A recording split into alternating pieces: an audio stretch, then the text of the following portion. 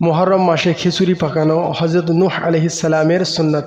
হযরত নূহ আলাইহিস সালাম যেদিন তুফান থেকে মুক্তি পেয়ে নৌকা থেকে জুদি পাহাড়ে অবতরণ করেছিলেন, সেদিন ছিল আশুরার দিবস।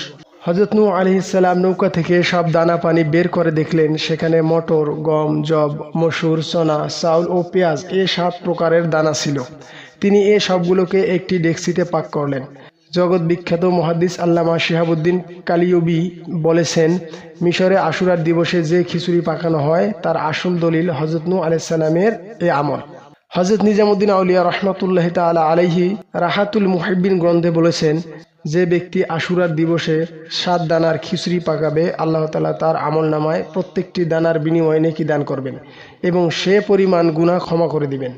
শাহ আব্দুল আজিজ দেহলভী রাহমাতুল্লাহি তাআলা আলাইহি বলেছেন, যে খাবার হযরত ইমাম হাসান ও হুসাইন রাদিয়াল্লাহু তাআলা আনহুমের নিয়াজের উদ্দেশ্যে পাকানো হয় এবং এতে সূরা ফাতিহা ও 4 কুল পড়া হয়, তা তাবারুক হয়ে যায় আর সেটা উত্তম খাবারে পরিণত